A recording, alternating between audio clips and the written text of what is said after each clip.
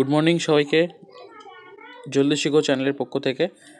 আজকে আমাদের আলোচিত বিষয় B Ed second semester course 7 method subject জিওগ্রাফির সাজেশন। তো চলুন শুরু করা যাক। গ্রুপ সি নাম্বার 1, ভূগোলের সঙ্গে সমাজবিজ্ঞানের অন্যান্য বিষয়ের কীভাবে সম্পর্ক নির্ণয় করবেন, উদাহরণ সহ উত্তর দিন। নাম্বার 2, প্রকল্প পদ্ধতি কি, ভূগোল শেখানোর ক্ষেত্রে এই পদ্ধতি আপনি কিভাবে প্রয়োগ করবেন। লাস্ট নাম্বার 3, বর্তমান পরিপ্রেক্ষিতের আলোকে ভূগোল শিখনের লক্ষ্য ও উদ্দেশ্যগুলি লিপিবদ্ধ করুন।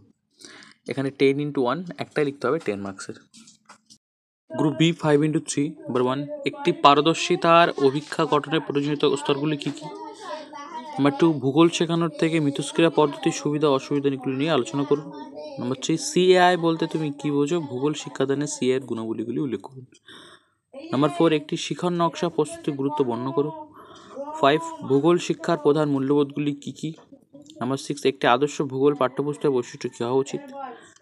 নাম্বার 7, মাধ্যমিক স্তরে ভূগোল শিক্ষকের জন্য বিষয় ভূগোল পাঠদানের ক্ষেত্রে শিখন নকশার গুরুত্ব আলোচনা করুন। গ্রুপে 2x5 = 10। নাম্বার 1, আবিষ্কার পদ্ধতি বলতে কী বোঝেন। নাম্বার 2, সামর্থ্যভিত্তিক মূল্যায়ন কাকে বলে। নাম্বার 3, শিখন নকশায় সংজ্ঞা লিখুন। নাম্বার 4, ভূগোল শিখনের ক্ষেত্রে উদ্ভাবনী শিখনের প্রদীপনের গুরুত্ব কী। নাম্বার 5, গঠনমূলক ও কর্মসম্পাদনমূলক মূল্যায়নের যে কোনো দুটি পার্থক্য উল্লেখ করুন। নাম্বার 6, প্রকল্প পদ্ধতির যে কোনো দুটি সুবিধা উল্লেখ করুন। নাম্বার 7, বিদ্যালয় শিক্ষায় বক্তৃতা পদ্ধতির ব্যবহারের দুটি অসুবিধা উল্লেখ করুন। নাম্বার 8, ভূগোল শিখনের কয়েকটি উদ্দেশ্য লিখুন। 9, প্রক্ষেপণমূলক ও অপ্রক্ষেপণমূলক শিখনের প্রদীপনের দুটি পার্থক্য লিখুন।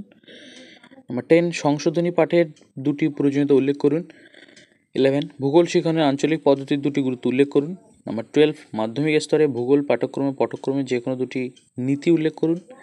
লাস্ট নাম্বার 13, একটি বিদ্যালয়ে ভূগোল পরীক্ষাগারের যে কোনো দুটি গুরুত্ব উল্লেখ করুন। এই ছিল আজকে আমাদের মেথড সাবজেক্ট জিওগ্রাফির সাজেশন। So thank you.